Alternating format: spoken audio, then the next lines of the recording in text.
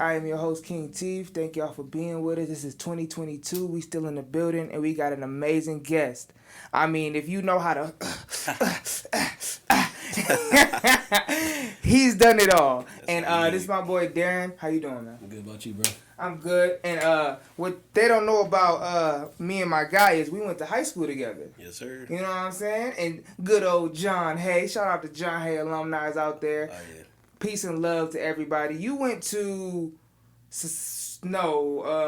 early college, or was it A&D? No, actually, I went to Warrensville, but I was all over the place so much that I did like run into you hella times. Like Hella times. Hella times. But how you been, man? Good, man. For the most part, just maintaining with all this craziness going on in the world. So, yeah, that's all I can do. Do you remember how we met? Because I don't. I just knew you after a while. It was just like... It was the futuristic movement days, man. Yeah, okay. Yeah, big throwback. Big throwback. Shout out to the futuristic movement. That's what it... Yep, okay. That makes a lot more sense. Okay. Yeah, so literally just through parties we was promoting and marketing, and then like, you know, the shows, all that, man. And then it just seemed like I went to so many different schools. It did. I literally just said he went to John Hay, and he did not go to John Hay. I was like, wait. He went to Warrensville. But I had seen him so much. It's like we went to school together. That was it was one of them times. Definitely. It was definitely one of them times.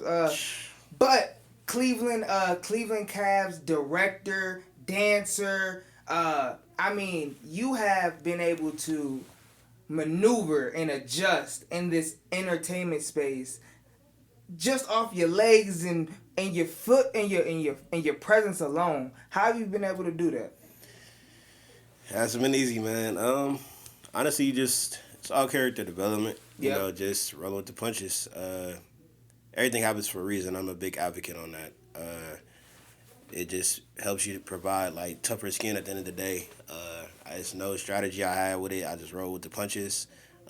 I'm a big believer in God, you know, so my faith has never like changed. Like, you know, it's been challenged and tested, but at the end of the day, like, you know, God first, he always provides a way. Not to get like too like biblical and stuff like that, but you know, that's just my strength, my source, and what keeps me going aside from my family. So yeah, man. Big facts. We're going to take it all the way back, right? So before the futuristic movement, before all the Cavs, and I mean, he even got deals with Z17.9. I mean, this is a major dude right here. Y'all don't understand. Y'all going to understand by the end of this. Let's take it all the way back, man. When did you start dancing? On the age of 7, I literally was like just watching Michael Jackson dance videos, even NSYNC, like, you know, just different stuff on MTV that would come on. I'd be like in the living room just doing a little 1-2. And then I'm like, you know, actually like enjoying this, like, and it brought out a different side of me, and my mom started to see it. And then eventually she told my dad, and my dad saw it because my dad used to dance. That's actually how I learned how to dance. Okay, so it's in the genes. Yeah. That's why I can't do shit. Damn, Pops, come on, man. Shout out to Pops, man, the OG. OG, facts. Yeah, man. I actually did my first talent show with my dad in 4th grade. He took me under his wing, sharpened me up with my waving and touch, stuff like that. Shortly after the first talent show that I did, that's when You Got Served came out in like 2004. That's when I converted into like being a b-boy. That was like my main style. Taking that to the next level, like really I'm a very self-taught person. Like I've had mentors and stuff like that, but a lot of my training, I pushed myself on my own by watching DVDs, videos, YouTube, just really practicing every single day when I came home from school. My teachers hated me, but hey, you see where I'm at now, you see what I'm doing and stuff like that, you know, so at the end of the day, like, always practice. Don't just practice like at practice. Practice at home, wherever you can. Make time for it. If it's important, you'll find a way. If it's not, then... That's facts, man. Where and when and why did you choose to be a b-boy? You said a b-boy, right? Break that down. What is a b-boy? All right, b-boy stands for It's coach. beat boy or break boy, as some people say. that is the correct term for when you address like the person that's actually doing the style known as breaking. The media back in the 80s called it break dancing, but the actual term is called breaking because you're breaking to the beat. Each time you're dancing, they put their foot out, they groove and they rocking, it's to the beat or the break of the beat. So, b-boying, it just, I don't know, that just style just really chose me. Seeing the people you got served, seeing how they did it, it was different versus like, just doing waves, pops, tuts. I'm like, I really want to push myself to do that. And back then, I'm not going to say I was like chubby, but I wasn't like the stature I am now. So literally, I'll do push-ups, sit-ups, crunches every day, you name it, at the age of like 9, 10.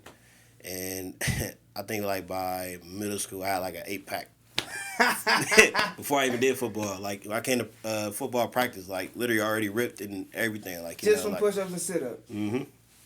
This shit never worked for me. God damn, these jeans you got, boy. Okay, that's what's up, man. That's dope. You got served. That was a big influential moment for you when that came out. Definitely was. Why? I mean, I always thought I could. I got you. I won't be doing that the whole time. Oh no, you good. But you got served. I would say that movie was so significant to me because like it didn't have all the special effects. It was raw. The storyline was dope. Everything about it, man. Like it just felt real. Like I really could relate to them. Everything that was going on, from the battles to the drama to the ending, coming back together.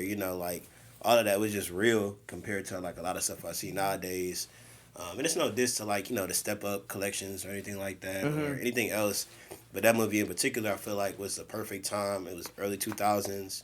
You heard about dancing and stuff in the club, but you never like really saw it on the big screen like that. And I remember just being a kid and hearing like how people were in the club after that, like actual dance battles and actual crew battles going on.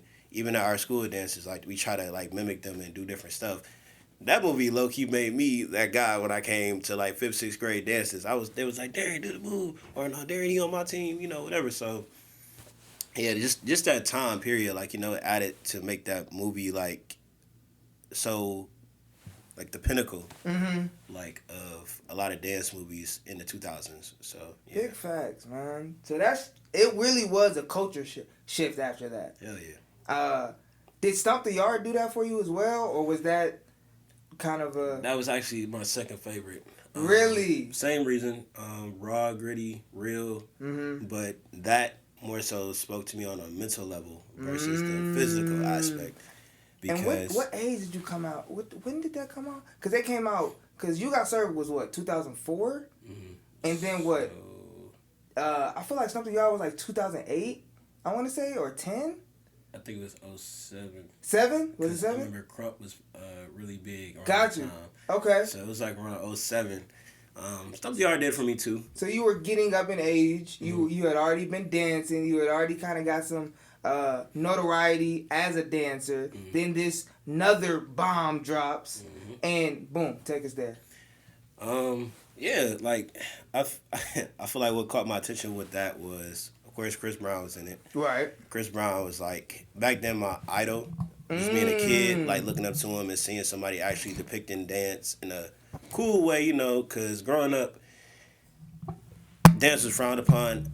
It was like cool sometimes it was not. Sometimes I was called like, oh, he gay for dancing and things like that. So verbal bullying was a thing for me growing up in a sense, and I was deterred if I should keep dancing or not. But when I did see Chris Brown like in his videos and stuff, that reassured me like, like be yourself. It's cool to dance and, be that guy or whatever. And I stuck to it. Stomp the Yard, seeing him at the level that he was at that time, he was at his prime. Like, he was doing his thing. It was cool. The storyline was impeccable. It was amazing, inspiring. Like I said, raw, gritty. But like I said, the mental aspect of it was the college, seeing that atmosphere. Yeah. Even at that young age, it made me think like, okay, what do I want to do when I grow up and go to college? And do I want to step? Do I want to pledge?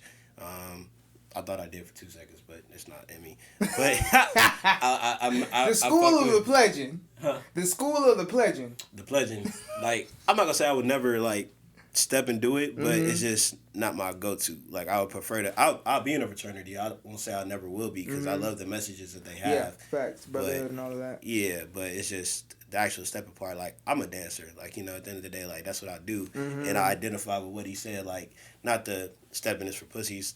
I'm not saying that. What I'm saying is like I'm a battler. I'm a dancer. I'm a performer. I'm not. My go-to is not to step first. If I have to, I will. I'll adapt. I'm not saying that at all, but that's just not my go-to. Got you. Okay. Very influential moments in your life with this. But you said something very interesting to me. You were bullied. You had some verbal bullying going on growing up when you, as a dancer, especially being a young black man, can get kind of rough. Because them jokes hit a little different when motherfuckers don't really care about your feelings. Exactly. And they start young. So with that being said, how did you you say you were deterred for a second, but how did you overcome that? So back then, it's gonna be funny.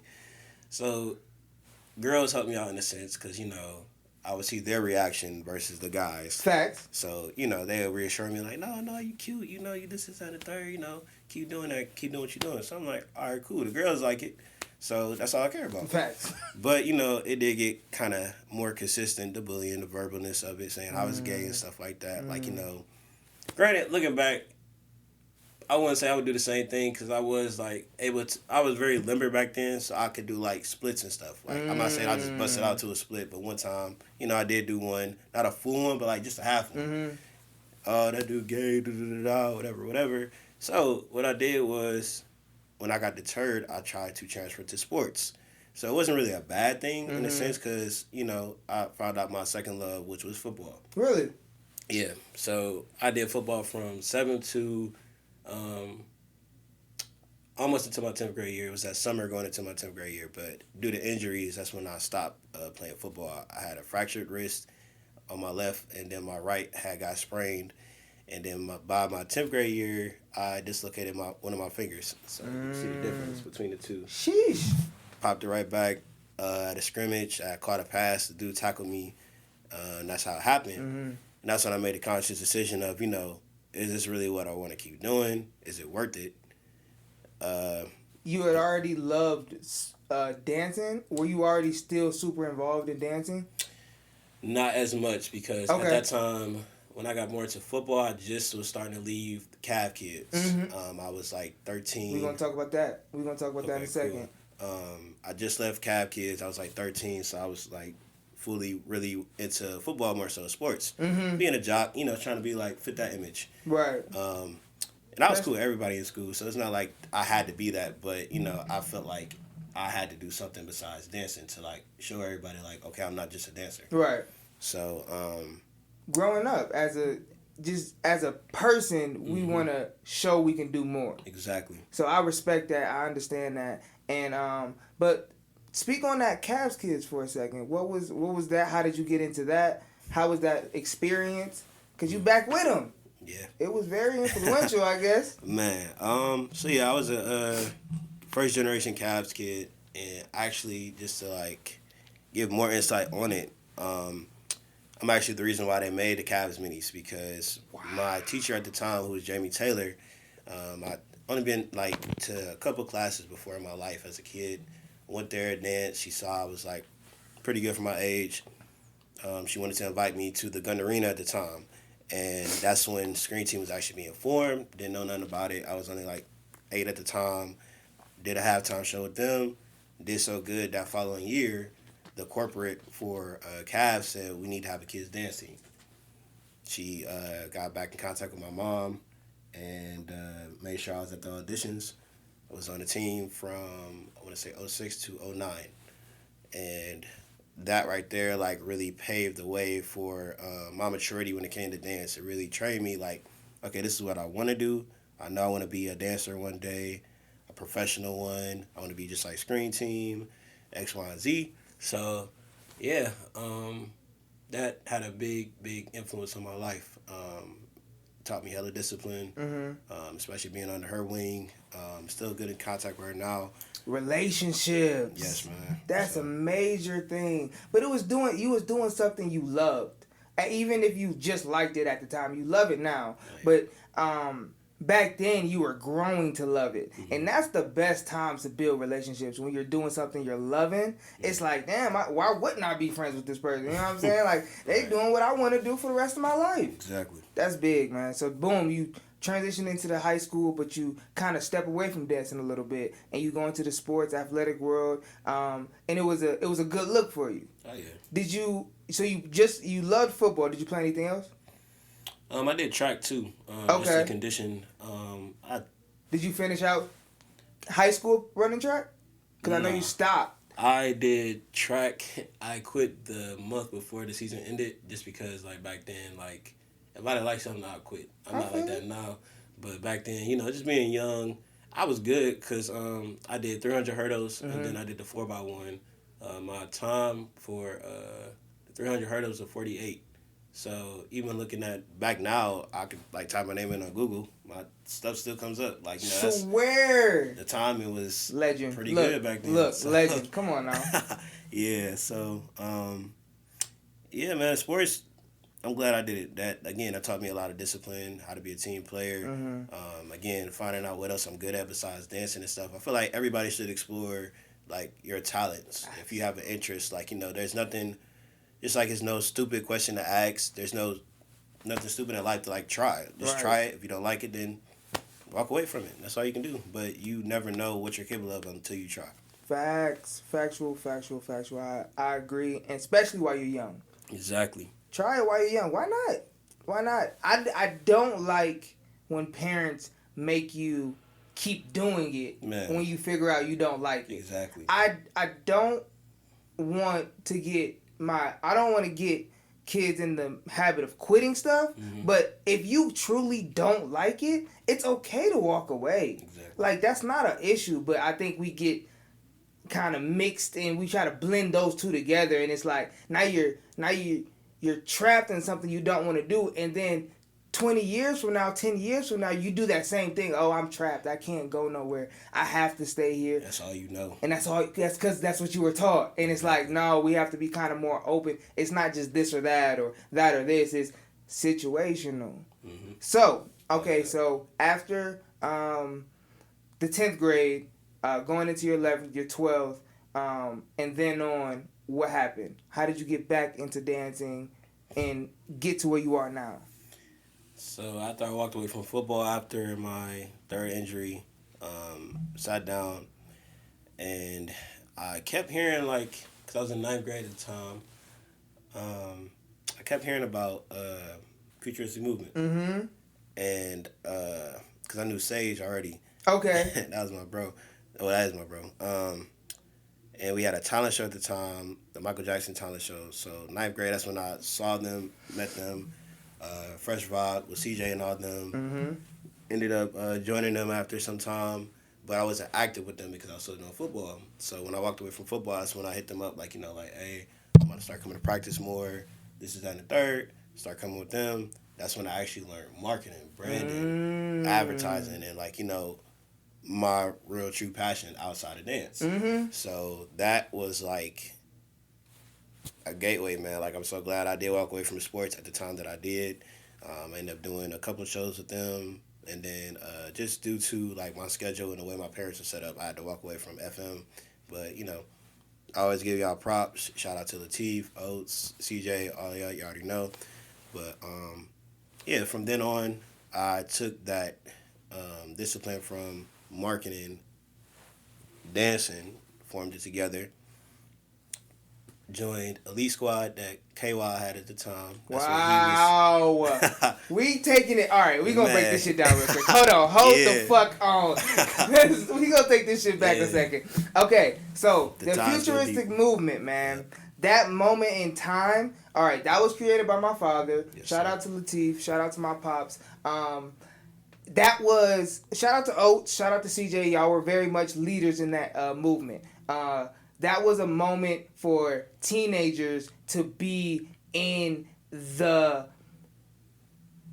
biggest places at the right time, and when it came to fashion, when it came to events, when it came to DJing, when it came to dancing, when it came to just overall entertainment, that was the movement at the time. It had the biggest. If you really go back in the history and look at who's right now, they were a part of the futuristic movement. Yeah, some ties too. Some ties. Now they might not have been in it, but they was a part of it, around it. They seen it. They was at the part. Whatever the case may be, that was a moment. Elite Squad, another motherfucking moment. Shout out to DJ KY. That's how he originally kind of got his name.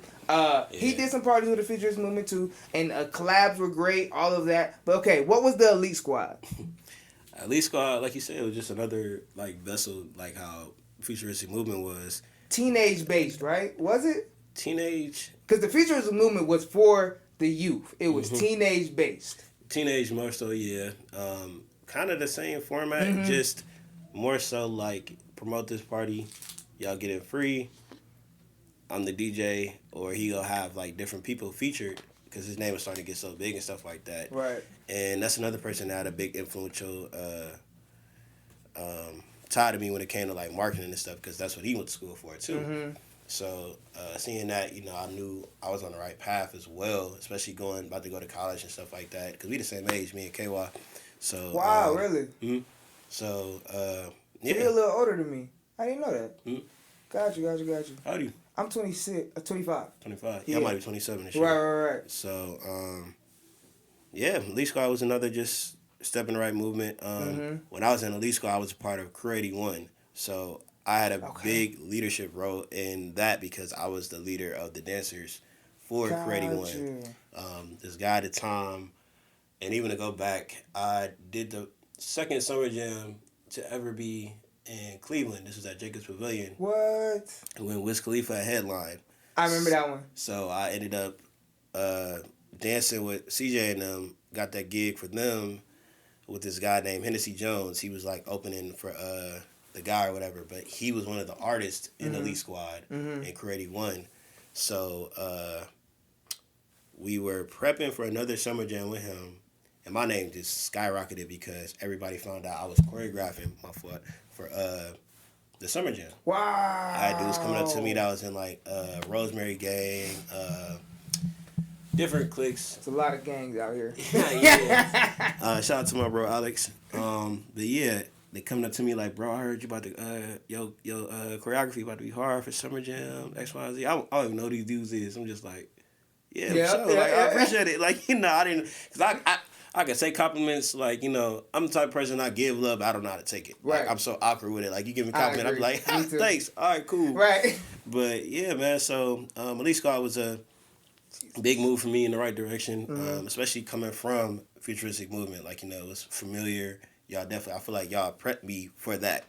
So when I was in that leadership role, it wasn't intimidating at all. Wow. I became like CJ, basically. That's hard. So you got to see it and then be it. Exactly. I learned how to mix and master music and stuff like that. You know, just getting that pressure off of me and becoming a leader. That was like one of the first leadership roles I had as a dancer, as a choreographer, as a director, meeting different artists, celebrities, stuff like that. And then just going from there, I think Elite Squad just ended up fading out for whatever reason. I can't really remember. But different moves, different times. Oh, yeah. But let's fast forward a little bit, okay? So, when did you get introduced to being on the Cavs NBA dance team? So as soon as I turned 18, I wanted to go to the audition, but I was actually about to go to college and stuff. I was contemplating if I wanted to go to Kent or Tri-C. Super nervous about school. That was my main focus, but I still wanted to be on the screen team also, or just like be in the realm. So as soon as I turned 18, they had their auditions at the Earth nightclub back then when it was open. Legendary. So I remember as soon as I came in there, everybody, because the Cab Girls was like doing the registration and stuff and some of the screen team, everybody in their mom was like, is that Darian? Yo! They ain't seen me since I was a kid. Wow. Mind you, I ain't grown that much, but I grew a little bit. Yeah. Little facial hair. So they're just like, yo, you auditioning? I'm like, I don't know. I just wanted to come see y'all, you know. So they convinced me to audition. Mind you, I made it. They gave me a gold chain at the time. So if you get a gold chain, that means you skip. It was a 3 day process. So I made day one. If you get a gold chain, you skip day two, go automatically to day three. But Solid. at the time, I was so hell bent on school, I gave it back to them. I said, I want to focus on school just this first year, get comfortable. I don't know what the transition is going to be, but I want to come back. Mhm. They was, I could tell they was so like mad but salty, but they was like, I respect that. Yeah. And I saw my old coach Jamie. She said the same thing. Make sure you come back. Make sure you come back. So I'm like, all right, cool.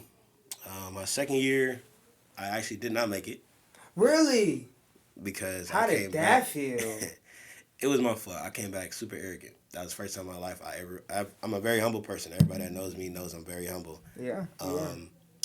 But I was super, super arrogant at that time because I'm like, all the accomplishments that I had, I started thinking about it. I knew I was a shoe-in, so to say, coming back. So I'm like, yeah, I got it, whatever. Didn't do what I was supposed to do, letting everybody else shine. They put me on, it was like a crew battle for the last day of auditions.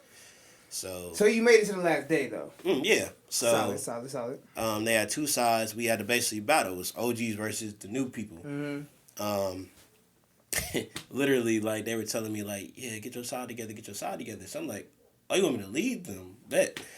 Mind you, I'm sending dudes out. They doing their thing. I probably went one time, if that, and it's on YouTube too. But literally, I probably went once, didn't do what I was supposed to do. So they couldn't And see you. exactly, and that's what she ended up telling me. What was that? Like, what the hell was that? That's what Jamie told me because I had my head down. She said, "Pick your head up. What's wrong with you? What was that? That's not you. Mm-hmm. I need you to come back. You gonna come back, right?" She grabbed my chin and everything. I'm like, yeah. And I was so hated in my life. I already know it. So, yeah, I look back on that though, and like I said, I take full accountability for it. Like, I was really in my head. I was feeling myself. That's probably the most arrogant I've ever been in my life.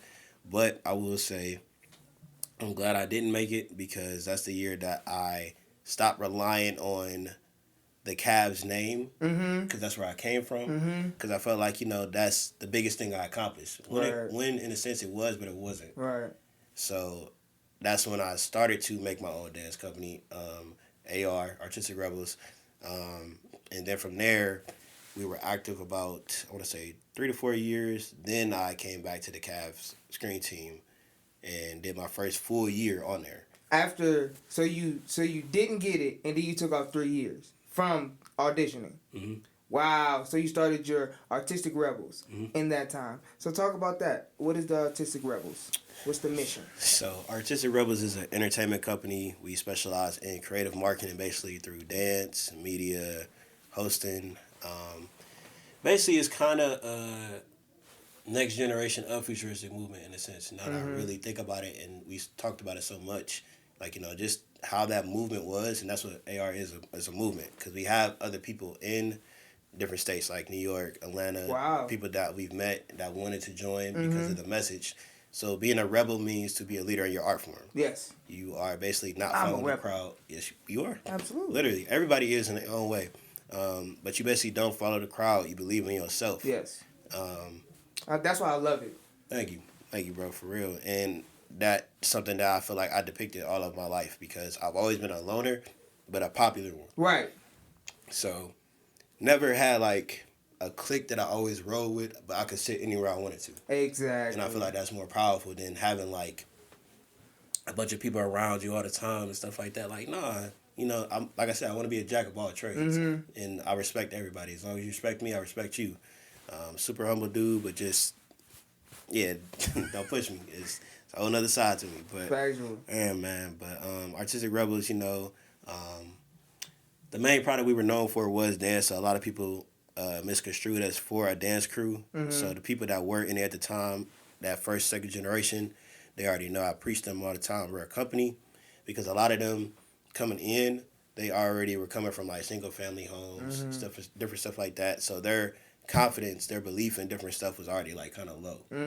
So saying you part of a company, it gives you that reassurance. It gives you that their posture changed. It was Yeah. different. Their attitude, their perspective on You move stuff. different. Yeah, so a lot of them grew up like literally like so much like not even as dancers but as men, women, and that's why I instilled that into them. Like, yeah, we didn't have an office, we didn't have a building at the time or whatever. We had hella studios we could practice at because of different places I taught at. Mm-hmm. Had those good relationships to where they was like, yeah, you can use the space anytime you want to, or discount Solid. rate. So we had Solid. studios. Even sometimes we practice at the park, Mm-hmm. do park shows for people and stuff like that. Doing hella shows. That's how we ended up getting the name. Our name out there to the point where 107 did sign us to be their first radio dance team. Now talk about that, cause that's huge, man. Yeah. So, the first way we kind of like got their attention was we always wanted to do Summer Jam. Mm-hmm. Well, I wanted them to. I wanted them to get that experience that I had in 2011. So each year from 2015 to about 2017, we would do a social media blast, and that's when AR was like 40 deep. My bro Zay Urban was on it at the time. My bro B Rock, hella people, hella influential people that had a good following. Tick, my bro Watt. We would social media blast and tell people tag 107 on our page. Tell them like we want to see Artistic Rebels at Summer Jam. Man, it got to the point where that's when I met Bill Black. He had to tell us we can't get y'all on the stage, but we see y'all. Even Road Digger, even Ryan Wolf, they would like our stuff or be like, we tell us the same thing, but we rooting for y'all. Deuce, all of them.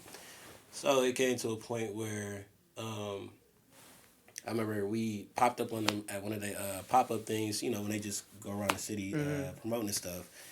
And we finally met Road Digger in person, and then she saw one of my bros' hoodie. She was like, "Oh, Rebels, I know y'all." I was like, "You do?" She was like, "Yeah, we always hear about y'all. Y'all are so dope and blah, blah, telling us how they follow us." Wow. Didn't even know that. I'm like, for sure. So we doing shows. Still, that's back when it was hella stuff going on, different venues like Grog Shop, just different places. What ended up happening? We popped up at them at a Metro PCS, and we said, "Can we do a short performance for y'all real quick?" Didn't even know I was talking to the promotions director, Denzel. Wow. He was like, "Yeah, go ahead. What song y'all want?" So we did Chris Brown Party. At the time we had, that was one of our signature go-to routines. Everybody and mama knew it because we did a whole concept. Party. Yeah. How's it go? How does party go? Put up on your knees, tell you, man, I'm sorry. Okay, bet. Yeah. So we did the show for them there. They fucked with it so much. I think it was a month or two later. He had DM me. He was like, what's your number? Blah, blah, blah, blah. We're going to start having y'all do that at our pop-up things. And we'll give y'all tickets to our events, things like that. That's how it first started. Ooh. So that was cool at the time. Yeah. We wasn't thinking about build, money. Though. Yeah. Gotta build, though. So that's what people they man, be loving to stop right there. my nigga. They're hold on. You think I could exposure tickets? That's it? That should be cool for about 3 months. Mm-hmm. But after that, my nigga, I need to hear something else. Exactly, man. So, by this time, I'm on my first year screen team. Mm-hmm. We're about to go to Detroit. I think it was. So it was a thing, but it was pneumonia.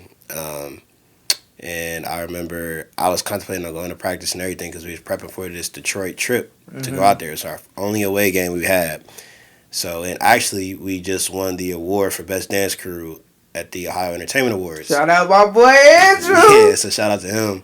I remember my bro Damon and Carlo, they went in my presence to basically get the award. Didn't even know they was going to win. I did because Drew told me, but he told me to let them be surprised. So they went and, for the name AR, we won that. Same day, lost him. But that next day, I had to go to Detroit. Mm-hmm. Went to Detroit. Also, that same day, we had a 107 appearance. This is still when we just got tickets or whatever the case may be. They did so good. Ronisha at the time, the marketing director, came up to them. She said, I want to make that AR shirt 107. So at first, they don't even know what she's talking about. They what do you mean? You want to take our name? What do you... And then she said, no, where's Darian? Like, where's Darian? And they was like, he in Detroit, but he'll be back. So, she basically told them what happened because, they told her the condition that I was in because of my grandfather. So, they called me up, told me, they was like, she got a big surprise for you. We can't tell you what it is, bro, but it's big. Like, just call them. I was so nervous, bro, calling them. I'm like, what did they do? I'm like, what did they do? I'm like, what the hell? When I got on that phone, she said, we want to sign AR to 107. We could talk about rates, prices, all that, but we want to pay you guys now to really be with us. You guys will be rocking 107 gear. At the time, they wanted to do a lot for us, like a red carpet premiere, different stuff like that. But I feel like because of their budget at the time, they couldn't really do that. Mm-hmm. But we didn't care about none of that. We were just finally about to start getting paid. Right. Paid, gear from them, and radio promo. Like, it was crazy, man. Yeah. Definitely. I know people don't really listen to the radio all like that today anyway, but it's still important. Man, that's when we blew up for real. But that's also when a lot of the egos started to emerge more than anything with the people that were still in AR. Mm-hmm. Did that for about 2 years. Then we still signed with them, so don't get me wrong, we still do stuff. It's just, I'm gonna get to that in a second. But we got to a point where Summer Jam was coming up. I think this was 29, whenever Megan Thee Stallion was here, I don't know. It was in the arena? I mean, it was in the Wolstein? This was at the Q. Before it got revamped or after? Before. Okay. So. I think that was 2018 then. Okay. I want to say. Yeah, I had an argument with a couple of them because they wanted to get paid. I mean, they wanted to be on the actual Summer Jam stage. So what 107 would do, they started a pre-show for us. From 3 to 5 or 6, we would dance outside with KY or whoever they would have DJing. So, we still getting paid, stuff like that, but it's just a pre-show. Then we get into Summer Jam for free. They got to a point like, nah, we should be on Summer Jam stage by now. We should be on Summer Jam stage by now, getting paid. I'm like, if I'm not saying this, what makes you think y'all should be this discouraged in saying that? Y'all wanted to get paid. We got that now. Right. Why are y'all wanting more and trying to burn a bridge and, cause riffraff where it doesn't have to be? Mm-hmm. So I had to really, humble them and make them understand, that's not the goal. That's never been our goal in the first place. We wanted to get paid. And now we on a bigger platform to where, dancers are getting radio promo. Right. In Cleveland at that. Right. And we're a radio team. I ain't never heard that nowhere else. So I'm just like, they not even thinking of it like that. And we made history for real. So, that was a big thing. And then that came to a realization for me, it's time to let these guys go out the nest and really let y'all bump y'all heads to see, what I go through, what I've been through. Absolutely. And, I don't want to say y'all come back to me or whatever, because my goal is never to just keep them under me for the rest of my life. That's why I said it's not a crew. Never to go. So, what was it? I forgot what was the last thing I did with them, but everything was smooth. So it was just all right, this is a see you later. It's not a goodbye. It's a see you later. Kick you out the nest type thing. So, So you went full time into the Scream team or dance team. What was that next step? After I let them go, because we just came back from New York. That's what happened. We took our cipher to New York. Mm-hmm. We have dance ciphers here in Cleveland. We had it from 2015 to 2019, and then we had the opportunity to take it to New York. Brickhouse NYC. Shout out to them. Shout out to Kelly. Came back from that. That's when I let them depart. So after that kind of was just my revamping for myself. That was the first time I sat down and was like, okay, I don't have a team with me no more for the first time since I was 15. Mm-hmm. So it was a reality check, but it also came at a very bad time because that's when COVID hit. So that depression was just crazy, man. It did a lot to me, but it also made me realize my power. Mm-hmm. I didn't need a team behind me.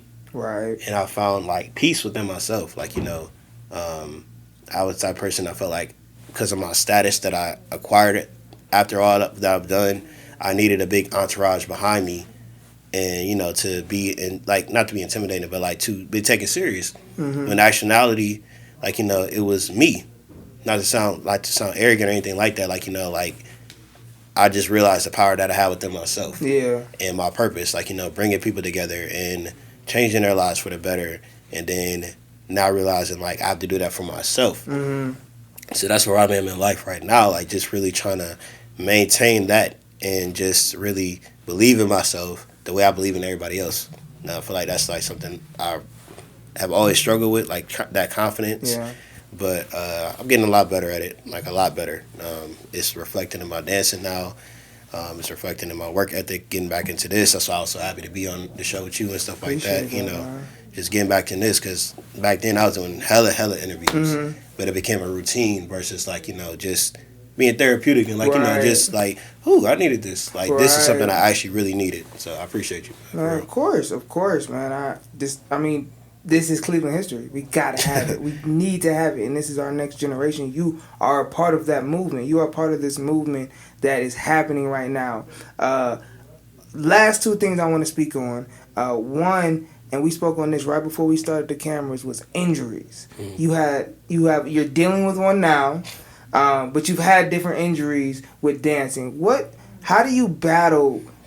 Like, what do you do? Because it's like a sport. Yeah. You gotta heal. You gotta rest up. You gotta. How do you? Man, not to be funny, no pun intended. I just always been a rebel. Like, I've always, and my dad hated me for this. Like, when I had my first two injuries, my wrist and stuff like that, and that was, like I said, football. So I had to sit out a couple games, stuff like that. But I would still be dancing. Like, I'd be doing my push-ups, sit-ups, whatever I got to do to strengthen my wrist, whatever. But I'd be hitting 90s and stuff. One time I did it at practice, they was like, Darian, you still be dancing? I'm like, yeah. They was like, dancing. Doing my little stuff. Do the 90. They like, man, you ain't hurt. You ain't hurt. But I had to realize, like, my pain tolerance is so high. It's like, no, I hurt it, but I can endure it. Right. But, yeah, man, like, that's just my process. Like, working out, I try not to, like, baby my stuff. I would say the worst injury I've had thus far is the one I'm not currently dealing with that's, like, resurfaced. I had tore my shoulder, my right shoulder, 2019, my first full year screen team. And when I tell you that pain was like, I don't wish that on nobody, because at the same time, it's going to sound funny, I had a toothache. I just got done doing a root canal, getting that together. So I had this pain and my shoulder at the same time. Yeah. So I remember having this big fat box of Tylenols that was probably like 800 milligrams, and like, bro, I was popping them like Skittles. Like, and I'm thankful to God, like, that I'm not addicted to pills, nothing like that, man. But yeah, that was a super rough time for me. That's something I will say. I said this back then too. Take care of your body if you're going to be a dancer. Anything like that's physical, any type of profession that you have to be physical in, take care of your body. It's a temple. It's your job. It's your business. It's your baby. All that, whatever metaphor you want to use, like, that's something I get reminded of now, because I don't stretch as much as I should. And like I said, I'm a b-boy. I do a lot of athletic stuff, and I'm surprised it hasn't given out on me before this. But thankfully, thank God, like, it's just starting to, like, kind of creep up on me and to remind me, like, get your shit together. So yeah, definitely, man. Okay, so the last thing I want to talk about, and this will be out afterwards, so you can kind of talk about it and what you're going to do, and you're going to do it, and then we're going to put this out. But the All-Star Weekend, this is the biggest thing that happened to Cleveland in a few years, probably since we won it in 2016. That's probably the last big event that was, like, so massive for the city that everybody's going to be here. Exactly. Everybody wants to be here. Everybody wants to come into the city. And you're on the motherfucking Cavs team, which this Cavs team is good as fuck, first off. What? So I know that's exciting. I know being on that goddamn in them facilities is exciting right now. Yeah. But All-Star Weekend, what does that look like for your team and for yourself? A lot of hard work, man. No, it's exciting though. Like, that's a lot of reasons why a lot of people came back. A couple of vets that are on the team. aside from just enjoying the experience of being on screen team and the perks and stuff like that. But we all know like this is a once in a lifetime opportunity, something that we all super excited about.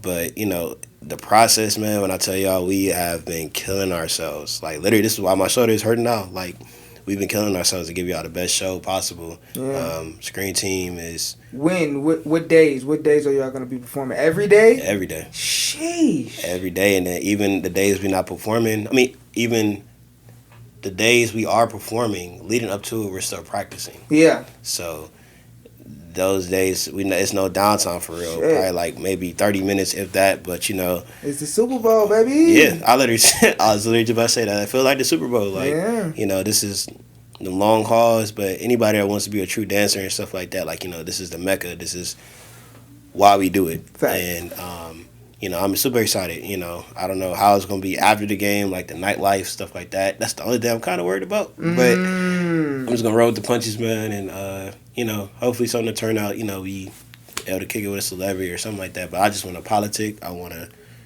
just enjoy every single moment. And that's something I want to tell everybody. Like, really enjoy moments. Be in the moment. Don't just be so serious and you miss out on, just that experience, because you'll look back on it like a year or two from now. I'm like, damn, that was really something. And the whole time I was so serious, and I was just with J. Cole. I was just dancing with DJ Khaled, or just whoever. Like, just really take in the moment, embrace it, and appreciate it.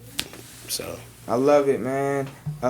So the last thing we got to do here before you get out of here is get it off your chest, right? That's a segment we have, the only segment really we have on the network that we got to do, because we just as humans we keep so much to ourselves. You already said you're a popular loner, so I know you have a lot that you have to carry on a regular basis. So before we see you again, because it's never goodbye, it's always see you again, is there anything you need to get off your chest?